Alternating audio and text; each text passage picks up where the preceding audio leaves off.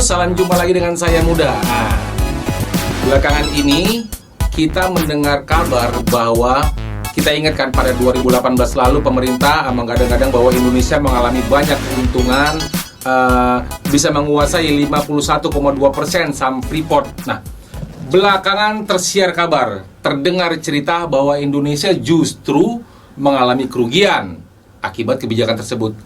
Tapi lebih enak lagi kita tanya sama yang paham dan mengerti bagaimana dari segi kerugian yang dialami sama negara. Ini di studio sudah hadir analis ekonomi Gede Sandra. Bung, apa kabar Bung? Siap. Nah, gini Bung Gede, di media ini sehari dua hari ini tersiar kabar bahwa Indonesia mengalami ternyata banyak sekali kerugian akibat pembelian atau akuisisi PT Freeport Indonesia oleh Inalum ya. Dengar-dengar kabarnya juga kerugiannya cukup besar sekali. Sebetulnya apa sih yang menjadi pokok kerugian itu? Iya, terima kasih Bang Muda, saya sudah diundang ke acaranya. Keren Siap. sekali. Ya. Jadi sebenarnya kan kita ini dulu akhir 2018 ya. Kita melakukan namanya akuisisi pembelian itu melalui Inalum. Oke, Kita Inalum. ini pemerintah Indonesia Iya. melalui Inalum dia akan mengakuisisi PT Freeport Indonesia sampai 51% dengan cara dia beli 40% saham participating interest namanya dari PT Rio Tinto kepada PT FI. Itu semacam jatah produksi lah, tapi bisa dikonversi ke jumlah saham. Nah, yang menjadi masalah pertama yang seperti tadi yang kenapa bisa rugi, karena kita waktu itu kita meminjam uang sebesar 4 miliar dolar 4 miliar dolar. hanya untuk melunasi dari pembelian 40% saham Rio Tinto tadi.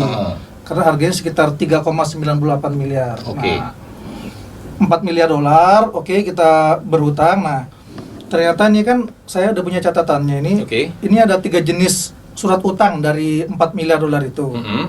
Yang pertama itu dengan yang tenor 3 tahun, bunganya 5,23%. Surat utang kedua 1,2,5 miliar, tenornya 5 tahun nih, Oke. bunganya 5,7%. Tenor ketiga nilainya 1 miliar dolar, tenornya 10 tahun, bunganya 6,5%.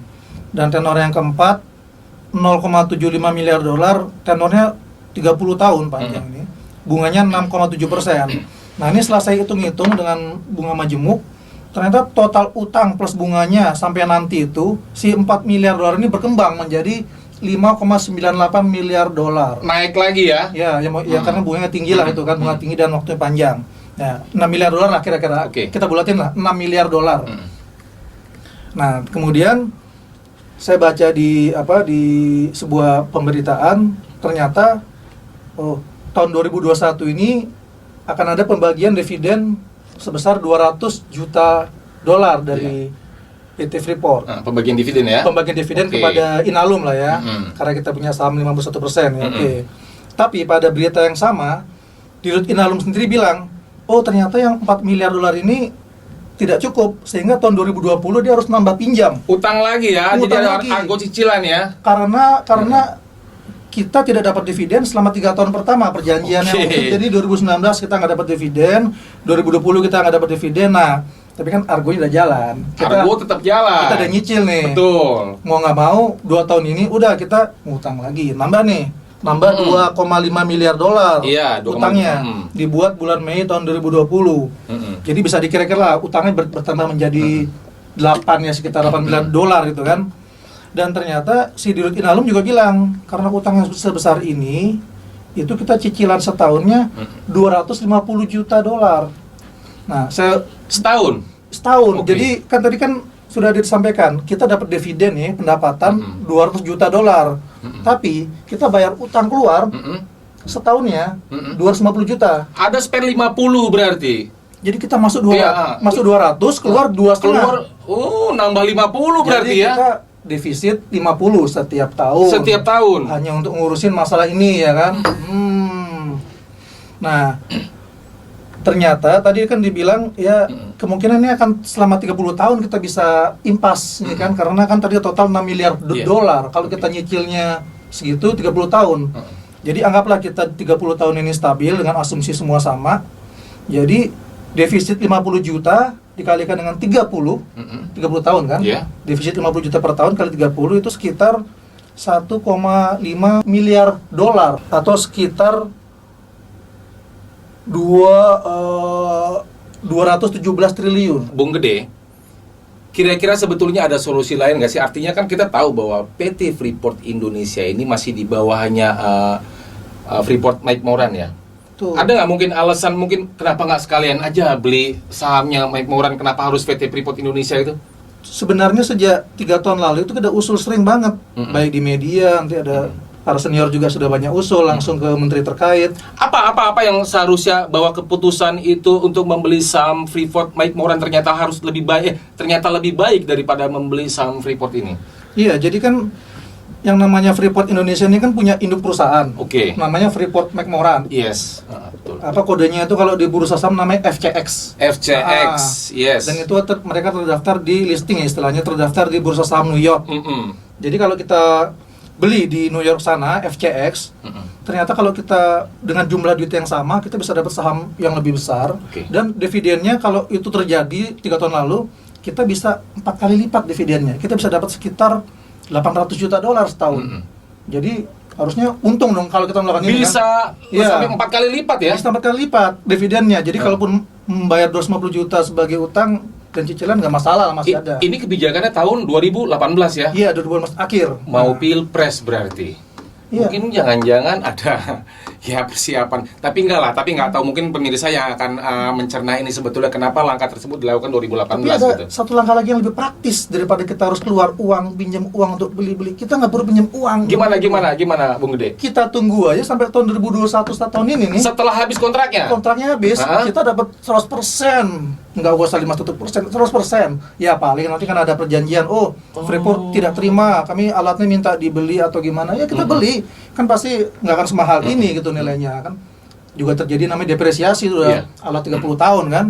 Kita bisa beli dengan harga sangat murah. Jadi kalau misalkan kemarin nggak ada pilpres, saya curiganya Pak Jokowi nunggu tahun ini nih, udah tahun ini aja. Jadi tahun ini biar disekalian gitu ya? Kenapa? Ya, tapi kan mungkin dia takut saya nggak kepilih lagi. Udahlah, sekalian gitu. kita segerakan aja waktu itu kan.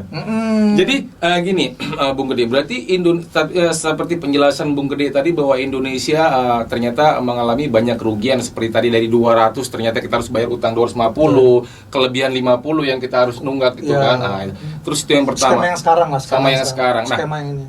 Artinya kan banyak kerugian-kerugian gitu kan. Ternyata mungkin ada kerugian yang lain nggak sih? Misalkan seperti uang prestasi pembangunan smelter atau yang lainnya. Itu saya ingatnya. Jadi gini. Jadi yang namanya Freeport itu sejak kontrak karya yang kedua, kan ada 2 kontrak karya.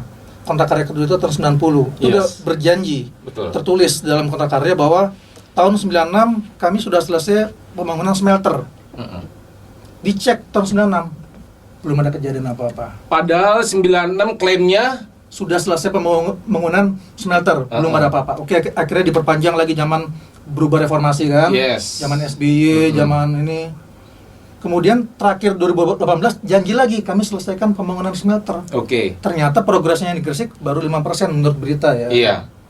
Jadi mereka udah berjanji itu kan namanya dalam bisnis uang prestasi. Betul. Kalau uang prestasi kan kita bisa ngapain ya sebenarnya, posisi kita lebih kuat. Posisi kita lebih kuat. Harusnya itu satu. Jadi kan kita bisa ngapain aja harusnya. Menghukum mereka, denda atau apa kalau mau ya. Terus yang kedua, Badan Pemeriksa Keuangan itu tahun 2018 juga itu sudah mengeluarkan hasil audit mereka terhadap masalah lingkungan Freeport. Mereka bilang atas kerusakan lingkungan yang ditimbulkan oleh PT Freeport selama beroperasinya, itu mereka harus membayar 185 triliun kepada negara Indonesia. Denda. Itu tidak pernah diproses oleh pemerintah Indonesia, tidak pernah sepeser pun kita terima apapun dari Freeport, tiba-tiba ada kontrak yang terakhir yang baru ini. Jadi seperti diabaikan, dilupakan. Jadi kita rugi banyak. Luar biasa kerugian kita itu banyak sekali ternyata ya. Iya. Gila. Banyak banget, 185 triliun itu banyak banget. Kalau kita pikir-pikir dari celah lain ini, Bung Gede ya, dengan nominal yang segitu, dengan nominal angka yang segitu, ini saya pikir warga Papua ini sebenarnya kalau digelontorkan uang untuk mereka itu, mereka juga sudah mendapatkan hak-hak mereka yang sesuai seperti apa yang kita dapatkan di sini di pulau di luar Papua tentunya ya. Nah, satu hal lain, Mas Gede, mengapa sih alasannya kenapa Indonesia ini tidak memiliki kekuatan besar atau kekuatan penuh untuk menguasai Freeport ini? Apakah mungkin dari segi, kalau saya kan sebagai pengajar di UBK ya, Bung Karno ya, ini sepertinya cuma satu, mereka tuh tidak kuat melaksanakan visi Trisakti yang kedua, berdikari secara perekonomian, nggak sanggup kayaknya. Siapapun presiden nggak sanggup tuh, visi yang berat. berdikari dalam ekonomi. Artinya kan kita tahu bahwa bahwa Freeport berdiri di tanah Papua, hasil alam, mineral, sumber dayanya milik kita sendiri. Artinya sebetulnya anak bangsa juga punya hak ya untuk merasakan hasil dari sumber daya alamnya yang ada di situ kan. Ini kita kembali lagi soal mengenai kerugian nih ya, Bung Gede ya. Karena kita tahu tadi seperti yang sudah Bung Gede bilang, ada jumlahnya, angka-angkanya juga. Kira-kira ini kalau melihat dari kondisi ekonomi saat ini, kan kita tahu bahwa kita juga sedang mengalami masalah yang lain ya, soal masalah ekonomi ya. Dengan menambahnya masalah atau utang di Freeport ini ya, di case-nya Freeport ini bisa menambah beban negara nggak sih? Oh banget, ini bisa membuat Inalum akan kesulitan banget. Dia harus terpaksa ambil utangan lebih terus karena kan pendapatan Freeport nggak cukup ternyata. Iya, nggak mencukupi ya. Bilang itu awalnya ini menguntungkan nih kita lakukan ini. Oh ternyata malah tekor nih. Nah gimana untuk ngatasin ketekoran? Apakah terus gali lubang tutup jurang lagi misalkan untuk bayar utang kita berutang? Iya betul. Apakah kayak gitu lagi? Yang Inalum yang akan menderita. Justru Inalum nanti akan menderita ya? Sudah menderita ya? Sekarang ini udah menderita. Rawan nggak nih? Rawan goyang nggak nih? Rawan goyang lah Inalum ya? Nanti di komisi 7 aja ntar di komisi mereka yang bahas ya. Itu yang menyecar lah. Yang menyecar ya. Soal ini bahaya nih. Ini terakhir Mas Gede. Kalau melihat dari strategi kebijakan maupun langkah-langkah yang dilakukan sama pemerintah ternyata tidak berdampak baik, bahkan mengalami kerugian gitu. Ke depan menghadapi masalah Freeport ini, apa yang harus dilakukan sama pemerintah saat ini ataupun pemerintah baru ke depannya?